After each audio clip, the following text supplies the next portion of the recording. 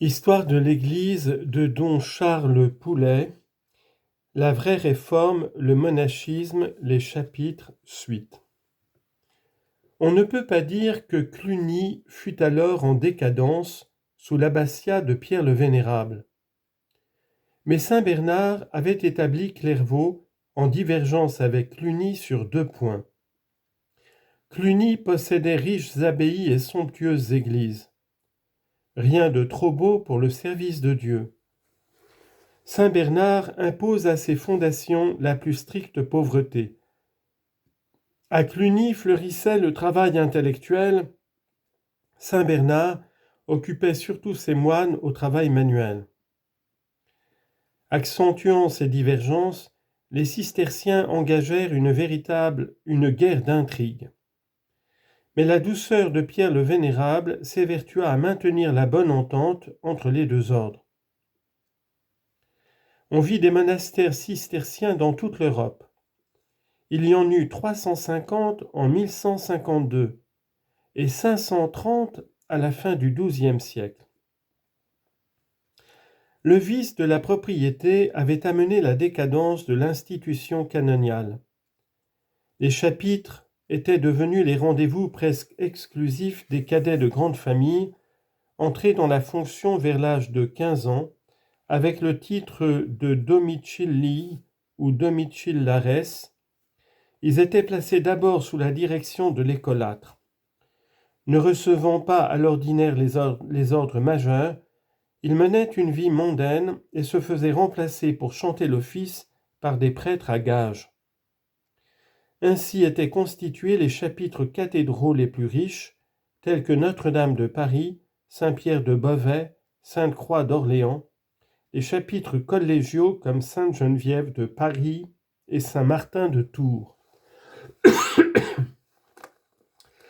Dès la fin du XIe siècle, une réforme fut tentée. On essaya d'abord de remplacer par des clunisiens les chanoines dégénérés. Mais le clergé séculier ne pouvait voir cela sans ombrage. Et d'ailleurs, le ministère actif que suppose le desservage d'une cathédrale ou d'une collégiale cadrait mal avec la vie cloîtrée. On parvint à réformer certains chapitres en leur imposant la vie en commun dans l'enceinte du même cloître, sous la règle de saint Augustin. Ainsi fit Yves de Chartres à Saint-Quentin de Beauvais. Mais il était parfois difficile de transformer des chapitres trop laïcisés. On comprit qu'il y aurait souvent avantage à fonder de toutes pièces des communautés spéciales qui soient, par la sévérité de leurs règles et le détachement absolu des intérêts temporels, au même niveau moral que les abbayes bénédictines. Ces chanoines d'un genre particulier, tout en restant clairs, feraient vœu de pauvreté, de chasteté et d'obéissance, et recevraient la direction d'un abbé librement élu. Telle fut l'origine des abbayes de chanoines réguliers. Guillaume de Champeaux fonda Saint-Victor, pépinière de prédicateurs et de théologiens. Mais la plus prospère des fondations de chanoines réguliers fut celle de Prémontré par saint Norbert. Originaire des bords du Rhin, il fut d'abord aumônier de l'empereur Henri V. Converti à une vie d'austérité, après avoir été miraculeusement protégé d'un coup de foudre, il s'essaya, mais en pure perte, à réformer les chapitres séculiers de la région rhénane. Il vint alors à Reims, puis fonda non loin de là, au milieu de la forêt de Saint-Gobain, l'abbaye appelée Prémontré. Là, comme à Saint-Victor, les chanoines réguliers sont soumis à la règle la plus stricte, vivant du travail de leurs mains, en même temps qu'ils s'adonnent au ministère pastoral. Prémontré multiplia ses maisons en France et dans divers pays. Beaucoup d'autres congrégations de chanoines réguliers prirent alors naissance.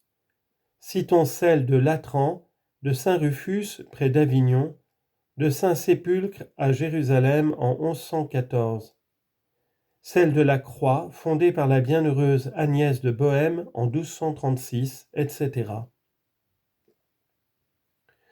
Il faut encore signaler l'ordre des Croisiers, fondé par Théodore de Celles, chanoine de Liège, qui établit son nouvel institut à Clairlieu, près de Huy. L'appellation de croisier leur vint de ce qu'ils portaient sur leur scapulaire noir une croix rouge et blanche. Ils parvinrent à une grande extension aux Pays-Bas, en France, en Angleterre et en Allemagne. Leur nom demeure encore très répandu parce qu'ils obtinrent de Léon X le privilège d'attacher une indulgence de 500 jours à chaque pater et ave du chapelet.